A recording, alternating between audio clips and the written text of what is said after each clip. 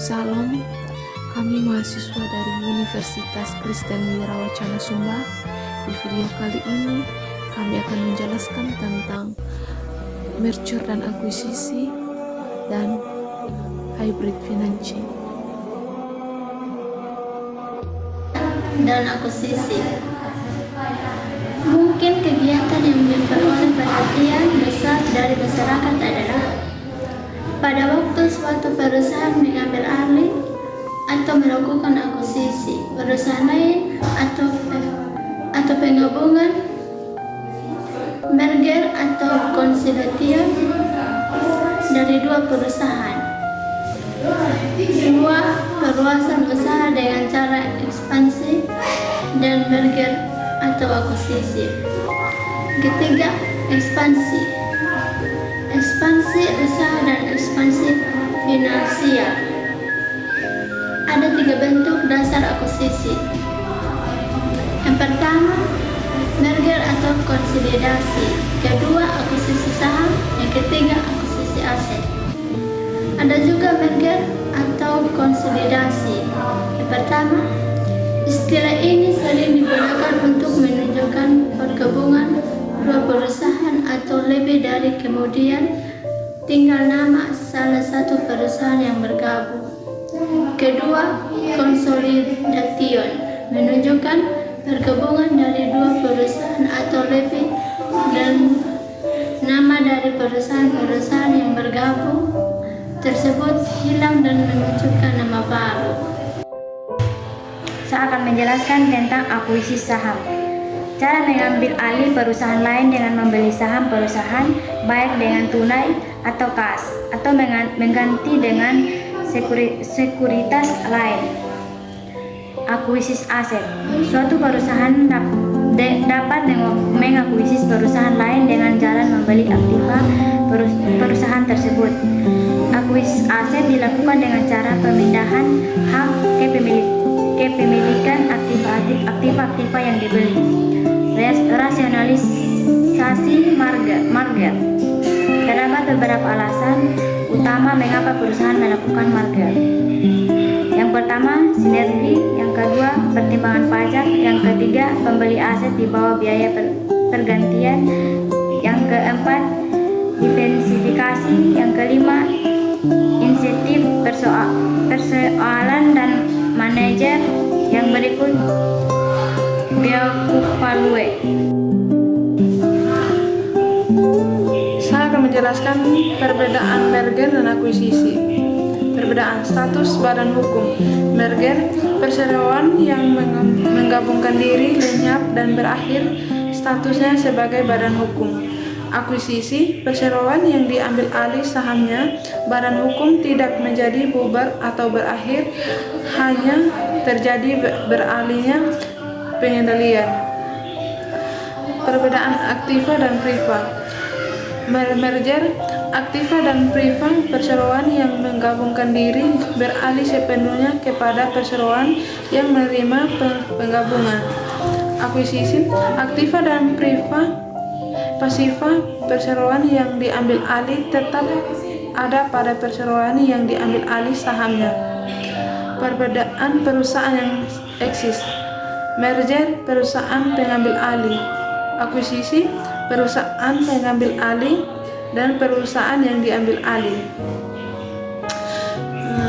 Ada kasus merger. Yang pertama, Bank Mandiri Tbk. PT merupakan perusahaan hasil merger dari 4 bank.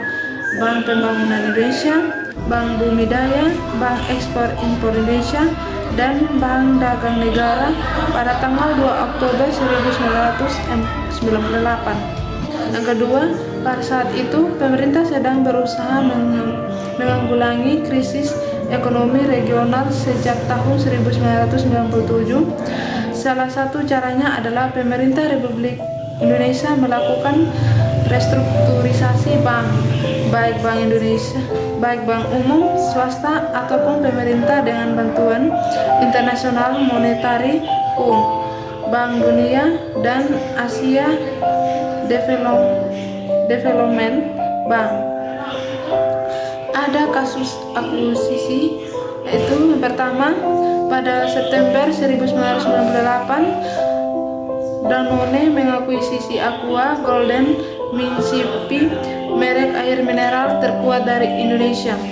Yang kedua, PT Aqua Golden Mississippi merupakan pionir dalam industri air mineral dalam botol di Indonesia. Ada juga akuisisi Aqua itu Aqua memiliki lebih dari 1,400.000. Ada beberapa tipe merger. Yang pertama, akuisisi horizontal, yaitu penggabungan dua atau lebih usaha yang sama jenisnya. Yang kedua, akuisisi vertikal, yaitu penggabungan dua atau lebih usaha yang input-outputnya berkaitan. Yang ketiga, akuisisi konglomerik, yaitu penggabungan dua atau lebih usaha pada industri yang sama, namun produk yang dihasilkan berbeda. Yang terakhir, akuisisi konglomerat, yaitu penggabungan atau lebih usaha yang tidak memiliki hubungan. Istilah dalam merger yang pertama, acquiring company, yaitu perusahaan yang akan bertindak sebagai pihak yang menginginkan merger dan akuisisi. Yang kedua, target company, yaitu perusahaan yang dijadikan sebagai incaran oleh perusahaan lain untuk di-merger atau diakuisisi. Hostile versus friendly takeovers. Friendly ketika acquiring company dan target company melakukan proses merger dan akuisisi dengan cara tidak terpaksa. Artinya, perusahaan target dan pengakuisisi bekerjasama untuk memutuskan melakukan merger dan akuisisi. Hostile ketika acquiring company dan target company melakukan proses merger dan akuisisi dengan cara terpaksa. Nah, umumnya perusahaan target tidak menginginkan untuk di-merger atau diakuisisi oleh perusahaan pengakuisisi. Di sini saya akan menjelaskan tentang aliansi korporasi. Yang pertama, daripada berjalan sendiri atau harus bergabung dengan risiko bisnis yang tinggi, perusahaan dapat menjalinkan aliansi korporasi. Yang kedua, salah satu bentuknya adalah joint venture. Di sini juga saya akan menjelaskan leverage bonds atau LBO. Yang pertama, sekelompok orang yang memiliki modal besar kemudian membeli perusahaan yang bermasalah dengan ciri hutang yang sangat tinggi, kemudian perusahaan dapat dikelola dengan baik dan menghasilkan nilai yang tinggi, kemudian dapat dijual sendiri. Kedua, pengelolaan perusahaan juga mendapat tantangan karena risiko kebangkrutan yang tinggi. Di sini saya akan menjelaskan tentang hybrid financing.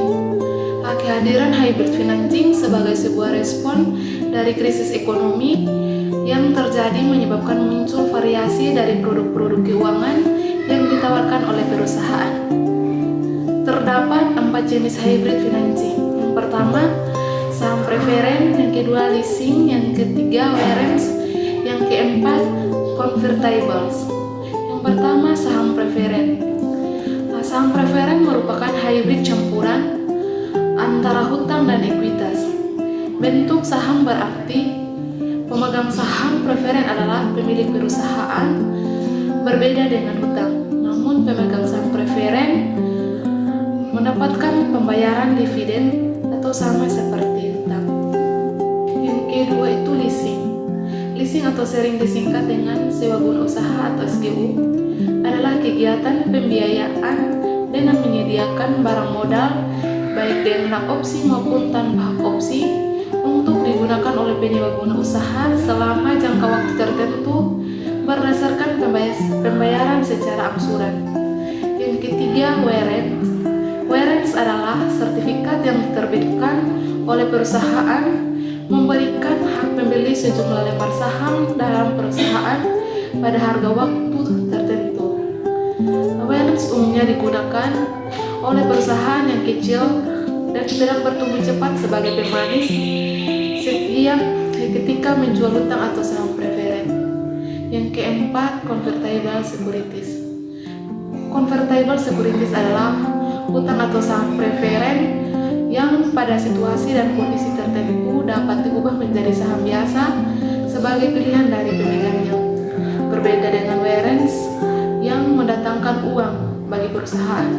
Convertibles tidak menambah dana bagi perusahaan, namun yang berubah adalah komposisi struktur modal dalam neraca. Sekian penjelasan materi dari kami.